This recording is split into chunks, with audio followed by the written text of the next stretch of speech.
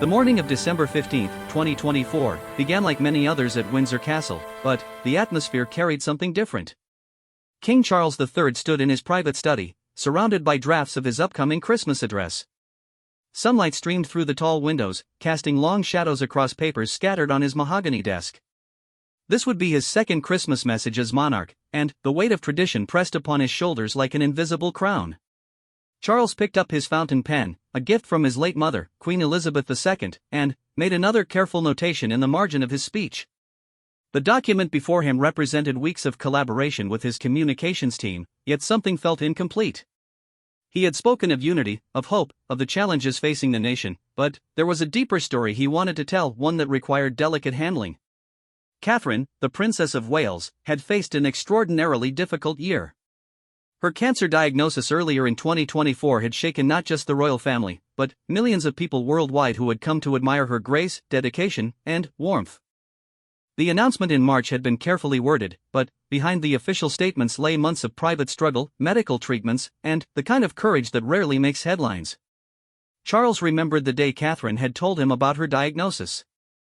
They had been walking in the gardens at Highgrove, his beloved country estate, when she had quietly shared the news. Her voice had been steady, but he could see the fear in her eyes, not for herself, but for her children, for William, and for the impact on the monarchy. In that moment, Charles had felt the full weight of being both a king and a father-in-law, wanting to protect his family while maintaining the dignity expected of the crown. The king's private secretary, Sir Clive Alderton, knocked softly on the door before entering. A man of considerable experience in royal protocol, Alderton had served the royal family for decades and understood the delicate balance between personal sentiment and public duty. He carried with him the latest draft from the speechwriting team, along with notes from various government departments about topics they hoped the king might address. "Your Majesty," Alderton began, his voice carrying the formal tone that marked all official interactions, "the communications team has incorporated your latest changes. However, they've expressed some concern about the section regarding the Princess of Wales." Charles looked up from his papers, his brow furrowed slightly.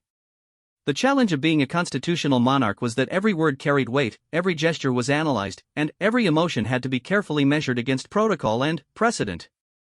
Yet Catherine was not just the Princess of Wales to him, she was the woman who had brought such joy to his son William, who had embraced her royal duties with remarkable grace, and who had shown extraordinary strength in the face of personal adversity.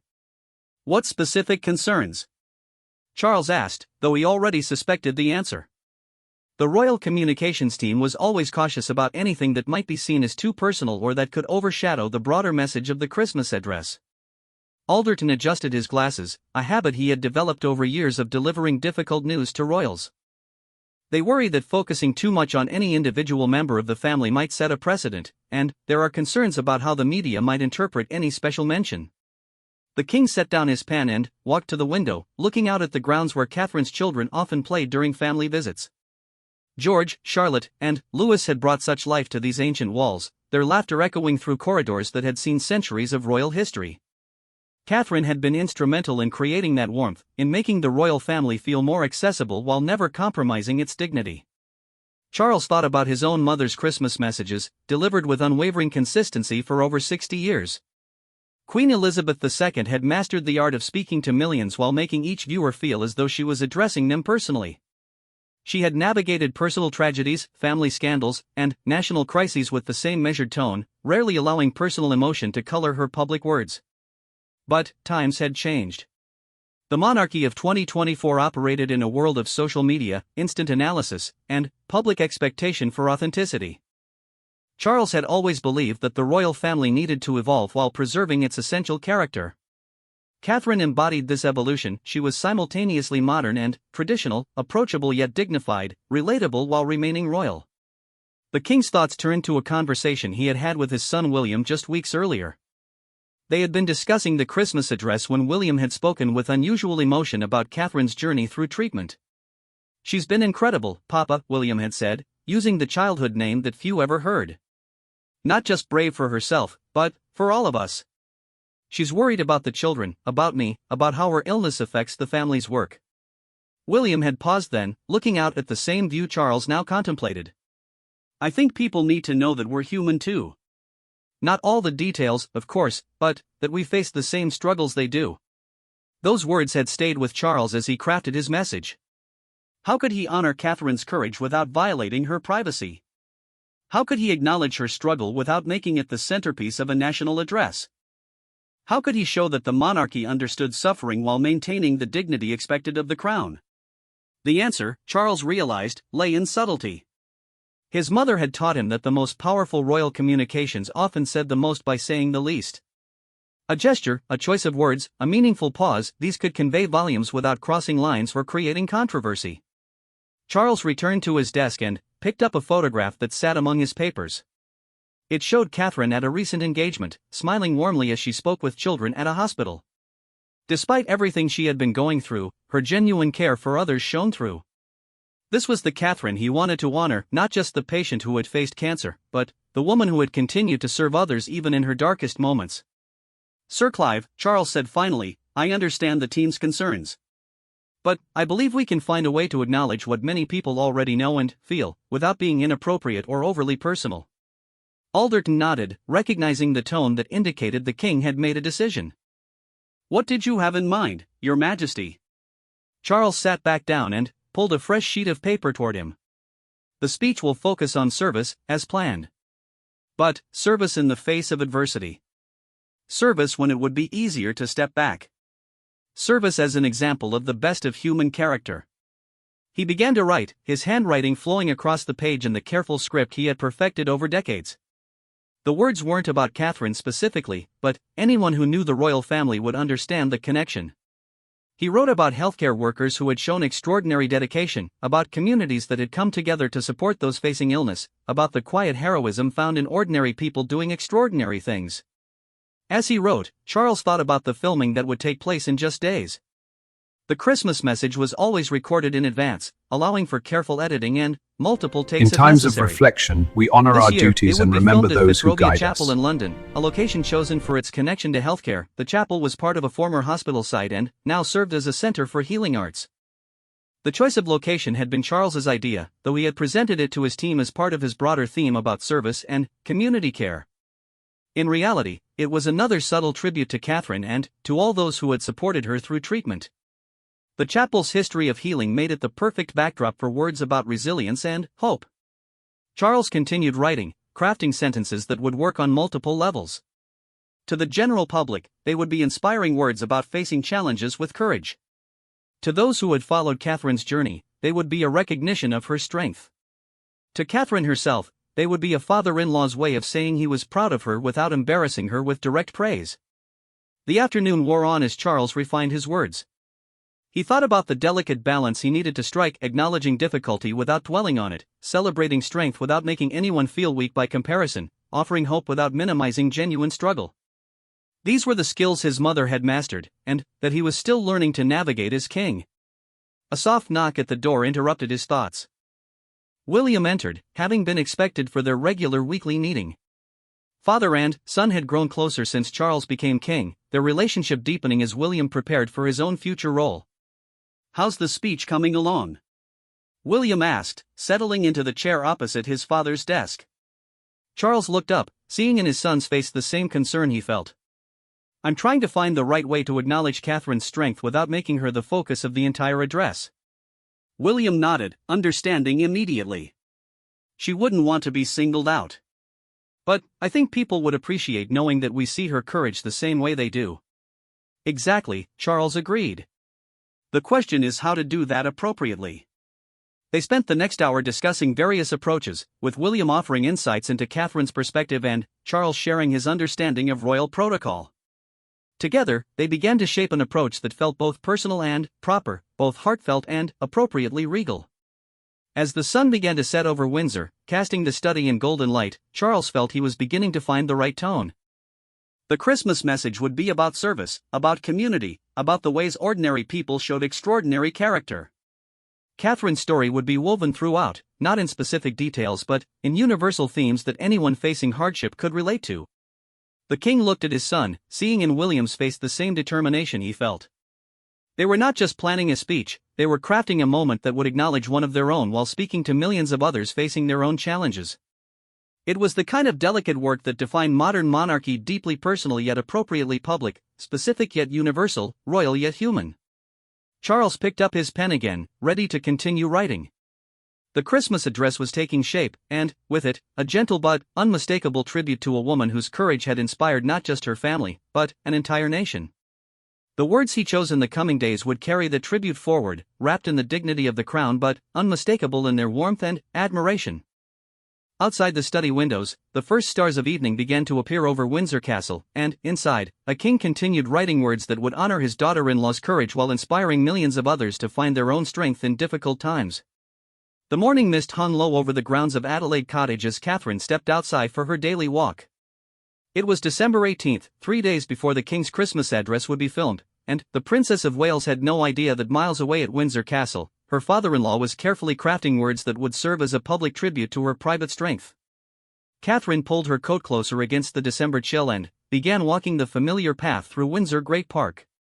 These morning walks had become essential to her routine during treatment, moments of peace where she could simply be Catherine rather than the Princess of Wales. The rhythmic sound of her footsteps on the frost-covered ground provided a meditation that no amount of royal protocol could match. Her phone buzzed softly in her pocket. A text from William, already at his desk in his Kensington Palace office. "Hope your walk is peaceful this morning. Love you." These small messages had become their way of staying connected throughout the demanding days that royal life required, especially as Catherine gradually returned to public duties following her treatment. The path led her past the spot where she and William often brought the children for picnics during summer weekends. George, Charlotte, and Louis had been her anchor throughout the difficult months of treatment. Their questions had been direct in the way only children could manage. "Mummy, when will you feel better? Will the medicine make you tired? Can we still have our story time?" Catherine had answered each question honestly but simply, understanding that children needed truth delivered in doses they could handle. She had watched William struggle with finding the right balance to being honest with their children while protecting them from adult worries they were too young to carry. The princess continued her walk, thinking about how much had changed since that March morning when she had recorded the video message announcing her diagnosis. Sitting on that bench at Windsor, wearing the simple striped sweater and jeans that made her look like any other mother facing a health crisis, she had spoken words that would reach millions of people around the world. "This has been a huge shock," she had said in that video, her voice steady despite the magnitude of what she was sharing. Even now, months later, she could remember the weight of that moment, not just the personal revelation, but the public one. Being royal meant that private struggles became public knowledge, that personal health became a matter of national interest. But the response had been overwhelming in its warmth and support. Letters had arrived from around the world, not just from the usual royal watchers, but from ordinary people sharing their own experiences with cancer, their own fears, their own hopes. A teacher from Scotland had written about how Catherine's courage had helped her talk to her class about her own treatment. A mother from Australia had shared how she had used Catherine's video to explain to her children why Grandma was sick. These letters, carefully screened and selected by her private secretary, had touched Catherine deeply. They reminded her that being royal meant more than attending engagements and cutting ribbons. It meant that her experience, however private she wished to keep it, could provide comfort and encouragement to others facing similar challenges. Catherine's phone rang, interrupting her thoughts. The caller ID showed it was her private secretary, calling with the day's schedule review. Even as she gradually returned to public duties, every engagement was carefully planned with her medical team's input. The return to work had been as much about managing public expectations as managing her own energy levels. "Good morning, Your Royal Highness," came the familiar voice of her secretary. "I wanted to confirm the details for tomorrow's engagement at the Children's Hospital." Tomorrow's visit was particularly meaningful to Catherine. It would be one of her first major public engagements since completing her treatment, and she had specifically requested to visit a pediatric oncology ward. The children there were fighting battles similar to her own, and she wanted to offer them the kind of encouragement she had drawn from others' support during her own treatment. "I've prepared some small gifts for the children," Catherine said, continuing her walk as she talked. "And I'd like to spend time with the parents too, if possible. Sometimes they need support as much as the children do." After ending the call, Catherine reflected on how her perspective on royal duty had evolved throughout her treatment. Before her diagnosis, she had approached each engagement with care and professionalism, understanding her role as a representative of the crown. But now, having experienced vulnerability herself, she felt a deeper connection to people facing their own struggles. The path brought her to a bench overlooking the long walk, the famous tree-lined avenue that stretched from Windsor Castle toward the horizon. She sat for a moment, watching early morning joggers and dog walkers beginning their day. This view had been a source of comfort throughout her treatment, a reminder that life continued, that beauty persisted, that there was something larger than her own immediate concerns. Catherine thought about the conversation she had had with King Charles the previous week. They had been discussing her gradual return to official duties when he had mentioned the Christmas address. "I want to acknowledge the strength you've shown," he had said carefully, "without making you uncomfortable or crossing any lines you'd prefer I didn't cross." She had been touched by his consideration. Charles had always been kind to her, but their relationship had deepened during her illness. He had called regularly, not with royal duties or official business, but simply to check on her well-being.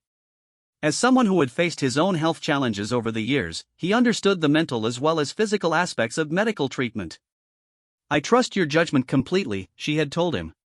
"You understand better than most how to balance personal feelings with public responsibility." Now, sitting on the bench in Windsor Great Park, Catherine wondered what approach he would take. She knew Charles well enough to understand that any mention would be subtle, woven into broader themes rather than made explicit. It was the royal way to communicate through implication and symbolism rather than direct statement. Her morning walk continued through areas of the park she had explored countless times with William during their courtship, and later with their children as they grew. Each path held memories that seemed more precious now, viewed through the lens of someone who had faced the possibility of not being able to create new ones. Catherine's phone buzzed again, this time with a message from Charlotte. "Mummy, can we decorate gingerbread houses tonight?" The simple request from her daughter brought a smile to her face. These were the moments that mattered most, not the public engagements or official duties, but the ordinary family activities that made life meaningful. The princess began walking back toward Adelaide Cottage, where she knew William would soon be having breakfast with the children before his day of royal duties began. The cottage had become their sanctuary during her treatment, a place where royal protocol gave way to family life, where Your Royal Highness became simply Mummy and Darling. As she approached the cottage, Catherine could see warm lights in the kitchen windows and hear the faint sounds of family morning chaos. Louis asking for help with his shoes, Charlotte practicing piano scales, George reading aloud from his homework. These sounds, once taken for granted, now seemed like music. William appeared at the kitchen door, coffee mug in hand, and waved to her. After 19 years together, first as university friends, then as a couple, and, finally, as husband and wife, they had developed the kind of silent communication that long partnerships create. She could see in his face that he was checking on her energy level, making sure the walk had been refreshing rather than tiring. Inside the cottage, the children greeted her with the casual affection that characterized their family relationships.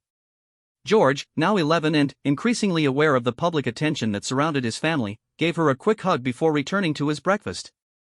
Charlotte, 9 and endlessly curious, immediately began telling her about a school project on recycling. Louis, 6 and still young enough to be unguarded in his emotions, climbed onto her lap without hesitation. These moments reminded Catherine why her recovery had been so important, not just for her own sake, but for the family that depended on her. Being a mother had always been her most important role, more significant to her than any royal title or public duty. During treatment, when she had worried about the impact on George, Charlotte, and Louis, William had reminded her that her strength in facing illness would teach them more about resilience than any lesson they might learn elsewhere. As the family finished breakfast and prepared for their respective days, Catherine thought about the hundreds of families across the country and around the world who were starting their days under the shadow of illness. Some were dealing with new diagnoses, others were in the middle of treatment, still others were celebrating recovery or grieving loss. Her public role meant that her experience had become part of their stories, whether she had intended it or not. The realization was both humbling and motivating. Catherine had never sought to be a symbol of anything beyond service and duty, but she understood that sometimes circumstances created symbolism regardless of intention. If her experience could provide comfort or encouragement to others, then the loss of privacy was worthwhile. William kissed her goodbye before leaving for his morning engagement, and the children headed off to school with their protection officers. Catherine was left alone in the quiet cottage, with a day that would include preparation for tomorrow's hospital visit, review of documents related to her various patronages, and time to rest between activities. She settled into her private sitting room with a cup of tea and began reading through briefing materials for the hospital visit. The children she would meet tomorrow were facing treatments similar to what she had experienced. Some were near the beginning of their journeys, others were celebrating milestones, and a few were dealing with news that no child should have to hear. Catherine made notes about questions she wanted to ask and topics she hoped to discuss. She had learned during her own treatment that sometimes the most meaningful conversations happen not when people try to inspire each other, but when they simply acknowledged shared understanding. A look, a nod, a simple I know could communicate more than elaborate speeches about courage and hope. The princess spent the afternoon in the kind of quiet productivity that had become her preferred routine during recovery. She answered selected letters from well-wishers, reviewed plans for upcoming engagements, and worked on her ongoing projects related to early childhood development. The work felt different now than it had before her illness, more focused, more intentional, more aware of the limited nature of time and energy. As evening approached and the family gathered again for dinner, Catherine reflected on how much had changed in the months since her diagnosis. The experience had deepened her relationships, clarified her priorities, and strengthened her understanding of her role as a member of the royal family. Tomorrow's hospital visit would be another step in that ongoing evolution, another opportunity to use her experience in service of others. At Windsor Castle, miles away, King Charles continued working on words that would honor her journey without violating her privacy. Neither of them knew yet how those words would be received or what impact they would have, but both understood the importance of acknowledging struggle and celebrating resilience in a way that felt authentic and appropriate. The evening passed quietly at Adelaide Cottage, with homework help, bedtime stories, and the ordinary rhythms of family life. Catherine tucked each child into bed, grateful once again for these moments that had seemed uncertain just months earlier. Tomorrow would bring new challenges and new opportunities, but tonight was simply about being present with the people who mattered most. The morning of December 21st dawned crisp and clear over London as King Charles's car pulled up to Fitzrovia Chapel. The choice of this location for filming his Christmas address had been deliberate, though most of the production crew arranged around the entrance had no idea of the deeper significance the venue held for the King's carefully crafted message. Fitzrovia Chapel, tucked away in London's medical district, carried a history of healing that made it perfect for Charles's purposes. Originally built as part of the Middlesex Hospital, it had served for decades as a place where patients, families, and medical staff sought comfort and strength. Though the hospital had long since moved, the chapel remained as a center for healing arts, hosting concerts and events that brought music and beauty to those facing medical challenges. Charles stepped out of his car and paused for a moment to look at the chapel's modest exterior. Unlike the grand settings often chosen for royal events, this venue spoke to something more intimate and human. Its stained glass windows caught the winter morning light, casting colorful patterns on the sidewalk where camera equipment was being carefully positioned. Inside the chapel, the production team had been working since early morning to create the right atmosphere. The lighting needed to be warm and inviting, suggesting hope and comfort rather than the formal grandeur typically associated with royal addresses. The director, a veteran of royal broadcasts, understood that this year's message required a different approach than previous Christmas addresses. "Your Majesty," the director approached as Charles entered the chapel. "We've set up 2 camera positions as discussed, and we can adjust the lighting as needed once you're comfortable with your position." Charles nodded, but his attention was focused on the chapel itself. The space felt peaceful in a way that grand royal venues rarely achieved. Here, surrounded by symbols of healing and hope, the words he had crafted over recent weeks would find their proper context. He could imagine the generations of people who had sat in these pews seeking comfort, and he hoped his message would provide the same for viewers facing their own challenges. The final draft of his speech lay in a leather folder, the product of multiple revisions and careful consideration. Each paragraph had been crafted to work on multiple levels, addressing the nation's challenges while acknowledging the personal struggles that individuals and families faced. Woven throughout were the subtle references to Catherine's journey, never explicit, always respectful, but unmistakable to those who understood the context. Charles took his position behind the simple lectern that had been set up before the chapel's altar. The backdrop was elegant but understated, with the chapel's stained glass providing color and warmth without overwhelming the message. This was exactly the setting he had envisioned when he began writing his address weeks earlier. "We'll do a technical rehearsal first, Your Majesty," the director explained, "just to check levels and positioning. Then, we can film the full address." As the cameras rolled for the technical test, Charles began reading the opening lines of his speech. The words felt right in this setting, natural and authentic in a way that formal royal language sometimes struggled to achieve. He had worked hard to find a tone that was both appropriately regal and genuinely human, both inspiring and humble. The rehearsal went smoothly, with only minor adjustments needed to the lighting and camera angles. Charles used the break to review his speech one final time, thinking about Catherine and how she would receive these words when the address was broadcast on Christmas Day. He hoped she would understand the depth of admiration and respect they contained, even wrapped as they were in the formal language required for a royal Christmas message. Meanwhile, at Windsor Castle, Catherine was spending the morning with her children, helping them with last-minute Christmas preparations. She had no idea that at this very moment, several miles away, the king was preparing to deliver words that would serve as a public recognition of her courage and strength. Back at Fitzrovia Chapel, the time had come for the actual filming. Charles stood behind the lectern, the cameras in position, the lighting adjusted to perfection. The small crew fell silent as the director called for action, and the King of England began to deliver his second Christmas address as monarch.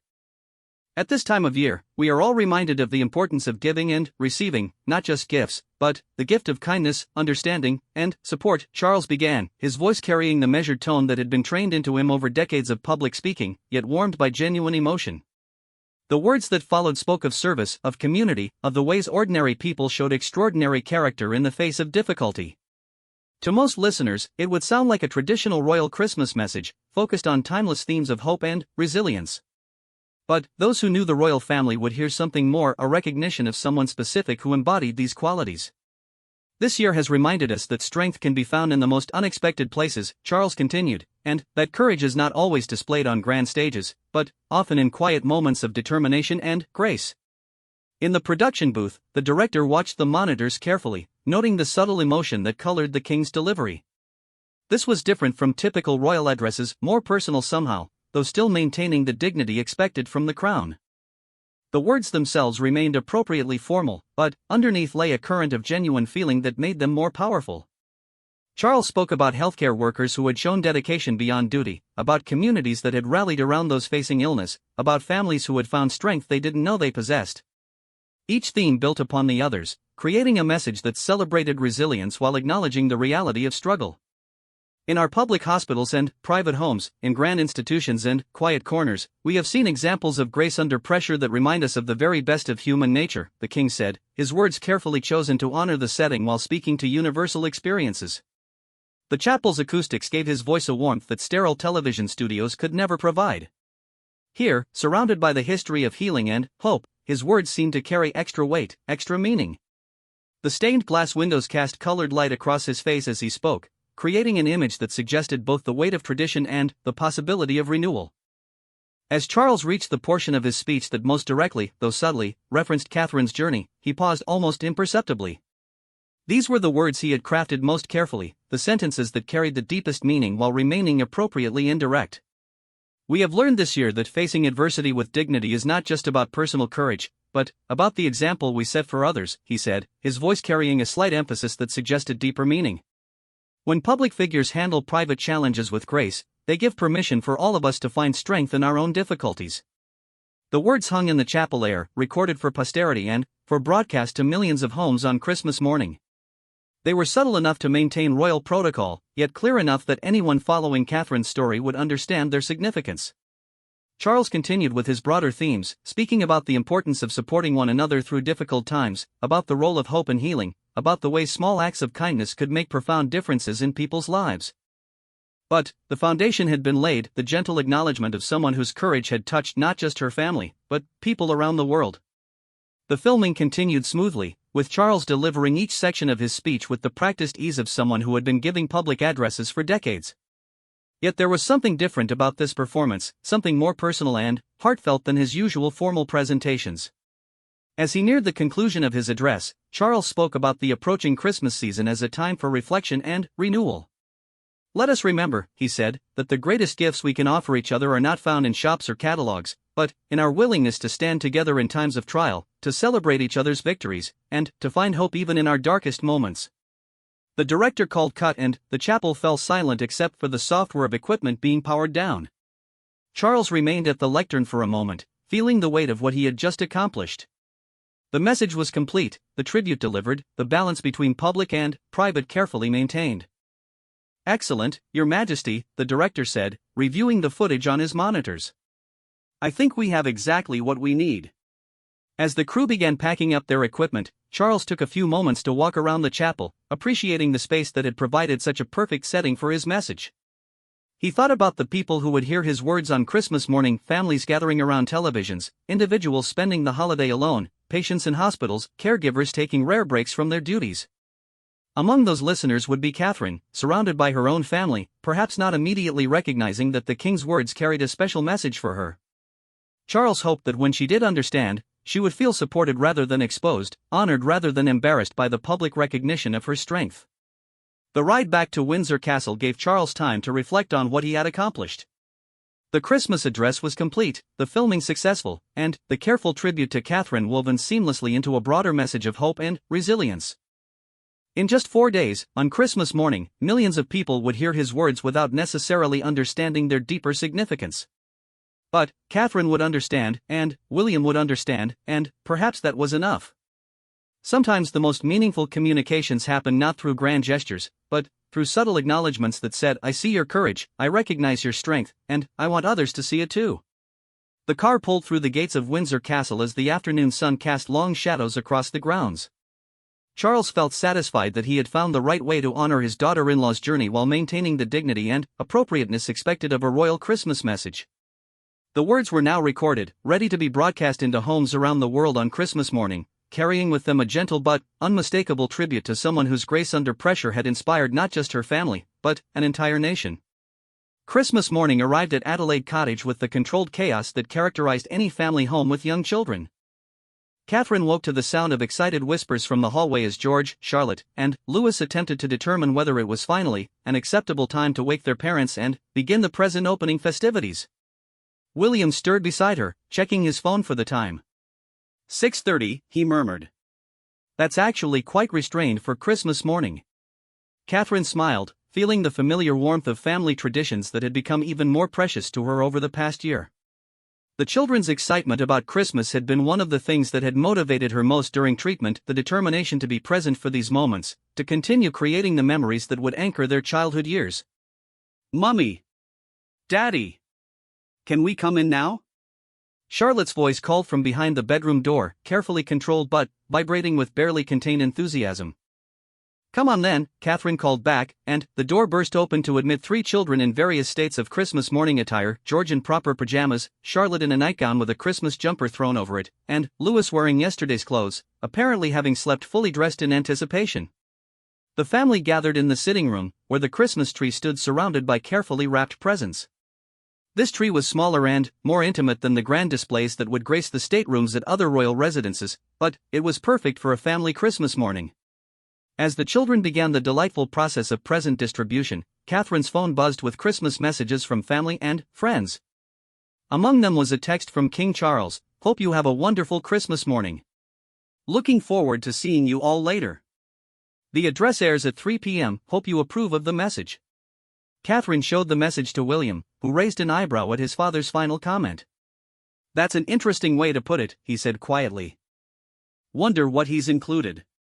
They had been so focused on family Christmas preparations that neither had given much thought to the King's Christmas address, though they knew it would be broadcast in the afternoon as part of the traditional Christmas Day schedule. It was simply part of the fabric of royal Christmas, as routine as church service and Christmas dinner. The morning passed in a blur of wrapping paper, excited shrieks, and the careful orchestration required to manage 3 children's worth of new toys, books, and games. Catherine found herself treasuring each moment, not because she feared there wouldn't be others, but because her recent experience had taught her to notice and appreciate the ordinary magic of family life. At noon, the family began preparing for church at St. George's Chapel on the Windsor Castle grounds. This was the one formal obligation of their Christmas Day, a tradition that connected them to centuries of royal Christmases while providing a moment of reflection amid the holiday festivities. The walk to the chapel gave Catherine a chance to appreciate the beauty of Windsor Castle dressed for Christmas. The ancient stones seemed to hold the warmth of countless celebrations, and she felt connected to the long line of royal families who had marked this holiday within these walls. The service itself was traditional and comforting, with familiar carols and readings that spoke to the universal themes of hope, renewal, and love. Catherine found herself thinking about the people who wouldn't be in church this Christmas, those spending the holiday in hospitals, those separated from family by distance or circumstance, those facing their own health challenges or family difficulties. After church, the extended family gathered at Windsor Castle for Christmas lunch, a more formal affair but still characterized by the warmth that marked family gatherings. King Charles seemed particularly jovial, though Catherine noticed he kept checking his watch as the afternoon progressed. "Papa seems excited about something," William whispered to Catherine as they watched Charles engage in animated conversation with his grandchildren. At 3 o'clock, the family gathered in one of the castle's private sitting rooms to watch the Christmas address, a tradition that had continued even as family members appeared in or delivered these messages themselves. The children, still energetic from their morning adventures but temporarily subdued by the formal atmosphere, settled on the carpet in front of the television. "Now remember," Charles said with a slight smile, "this was filmed several days ago, so if I look tired, that's why." The familiar opening music began, and the broadcast cut to the image of the king standing in Fitzrovia Chapel. Catherine immediately noticed the setting. She had visited the chapel several times in her role as patron of various health-related charities, and she knew its history as a place of healing and comfort. Charles began speaking, his voice carrying the measured tones that had become familiar over his decades in public life, but with a warmth that suggested deeper personal investment in his words.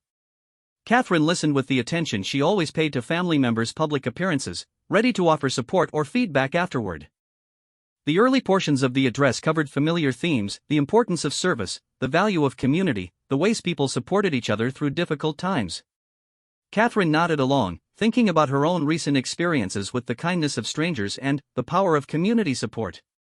But, as the address continued, she began to notice something different in the king's choice of words and emphasis. When he spoke about healthcare workers who had shown extraordinary dedication, his voice carried a particular warmth. When he mentioned communities rallying around those facing illness, his words seemed chosen with special care. "We have learned this year that facing adversity with dignity is not just about personal courage, but about the example we set for others," Charles said from the screen, and Catherine felt William's hand find hers as they both began to understand what they were hearing. "When public figures handle private challenges with grace," the king continued, "they give permission for all of us to find strength in our own difficulties." Catherine felt her breath catch slightly as the full meaning of the king's words became clear. This was not just a general message about courage and resilience, this was a carefully crafted tribute to her own journey through illness and recovery. William squeezed her hand, and she could see in his face the same realization that was dawning on her. King Charles, with all the subtlety required by royal protocol, was using his Christmas address to acknowledge her strength and to honor her example publicly, even as he maintained the dignity and appropriateness expected of the monarch's holiday message. The address continued, with Charles speaking about the importance of supporting one another through difficult times, about finding hope and healing, about the ways individual courage could inspire entire communities. Each theme built upon the others, creating a tapestry of meaning that worked both as a general message of hope and as a specific acknowledgement of Catherine's experience. The children, less attuned to the subtleties of royal communication, continued to listen politely but without the emotional impact the words were having on their parents. Charlotte looked back at Catherine during a particularly poignant passage about the strength found in quiet determination, perhaps sensing something significant was happening even if she didn't understand exactly what. As the address neared its conclusion, Charles spoke about Christmas as a time for reflection and renewal, about the importance of standing together in times of trial and celebrating each other's victories. His final words about finding hope even in dark moments seemed to look directly at Catherine through the screen, carrying the weight of personal knowledge and family love. When the broadcast ended and the room fell into contemplative silence, Catherine felt overwhelmed by the thoughtfulness of what she had just witnessed. King Charles had found a way to honor her journey publicly without violating her privacy, to acknowledge her courage without embarrassing her, to use his platform as monarch to send a message of support that would reach her while inspiring millions of others. "That was beautiful, Papa," William said, his voice thick with emotion. The children, sensing the gravity of the moment even if they didn't understand its full significance, remained unusually quiet. Charles looked at Catherine, his eyes asking a question he couldn't voice directly: had he struck the right balance? Had the tribute felt appropriate rather than intrusive? Catherine stood and crossed the room to embrace her father-in-law, not trusting her voice to convey the depth of her gratitude. In that hug, he felt her answer. He had managed to honor her strength while maintaining the dignity required of the crown, to acknowledge her example while respecting her privacy. "Thank you," she whispered, and in those two words Charles heard everything he had hoped to achieve with his carefully crafted message. The rest of Christmas afternoon passed with a different quality of warmth and togetherness. The king's address had created a moment of connection that went beyond the usual family gathering, a recognition of struggle overcome and strength acknowledged. It was exactly the kind of subtle but meaningful gesture that characterized the best of royal tradition: personal feeling expressed through public duty, family love communicated through formal responsibility. As the family moved through the remainder of their Christmas Day activities, dinner, games with the children, quiet conversation by the fire, Catherine found herself thinking about the viewers who would have watched the king's address that morning. Some would have heard only the general message about courage and community. Others, particularly those facing health challenges of their own, might have found specific comfort in his words about finding strength in adversity. Still others, royal watchers, journalists, people who followed the family's story closely, would have understood exactly what they had witnessed: a king using the most formal and public of royal platforms to honor someone whose grace under pressure had inspired not just her family, but people around the world.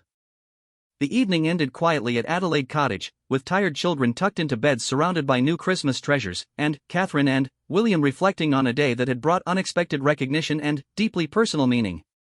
The king's Christmas address had become more than an annual tradition; it had become a testament to the power of family love expressed through public service. Catherine fell asleep that night feeling not just grateful for her recovery, but honored by the way it had been acknowledged. King Charles had proven that it was possible to balance personal feeling with public duty, to honor individual strength while inspiring collective hope.